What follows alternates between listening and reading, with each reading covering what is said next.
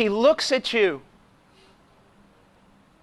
and He says this, Father, such is my love to this one person and my pity for them.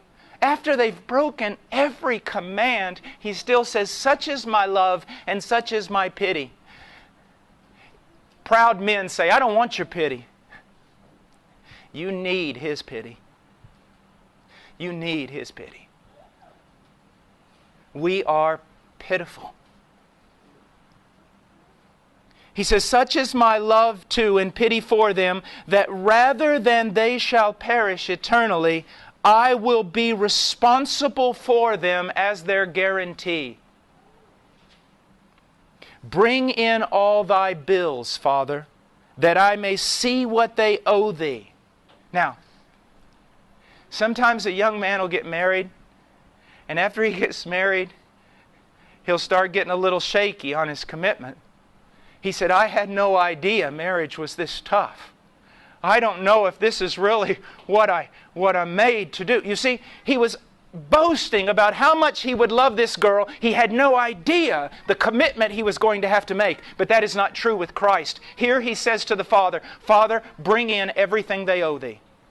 Let me see it. Imagine this. He sees everything that you owe justice. He doesn't go to that cross blindly. He doesn't get on the cross and say, no, Father, I don't want to do this. I didn't know it would cost so much. He knew from eternity how much it would cost Him, and yet He still did it.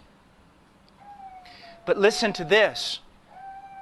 Bring in all thy bills that I may see what they owe thee. Lord, bring them all in. Now listen, believers, if this doesn't make you so happy you weep or cry out for joy, you're not understanding what I'm saying. He says, bring in all the bills. Bring them all in, that there may be no after reckonings with them. Do you see what He's saying? Bring in every one of their bills from the time they were born to the time they die. Everything they owe thee, Father. Bring them all in.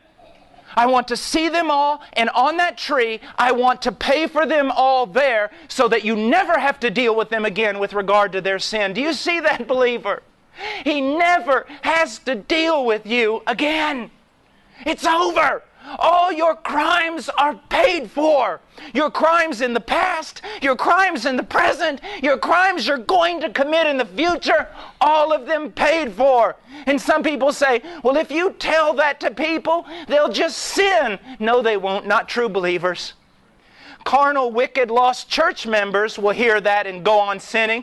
But believers will say, if His love is like that, if He has set me free completely, I'm His. I don't want to sin anymore. I don't want to sin anymore. You see, brothers, that's what leads to holiness. That's why the gospel is called the mystery of godliness. You see that? It's the thing that produces godliness in the believer. Yes, there are commands and there are rules, but that's not what makes us godly. What makes us godly is knowing that Jesus died and that He died for me. And when He died, He paid for every sin, past, present, and future. And God will never again, never call me into His judgment hall to judge me. Never again.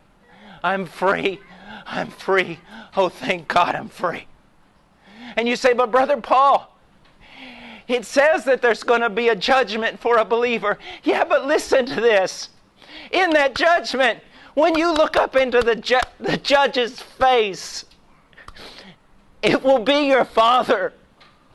It will be your brother. The one who judges you is the one who died for you. Don't you see that? You're free. You're free. No guilt. Always come to Him. Always go back to Him. Always run to Him. You're free. You finally walked through a door that no one in this world knows anything about. It's unconditional love. You're just loved, and it can't be changed now. Because of that perfect work of Christ on that tree, on your behalf.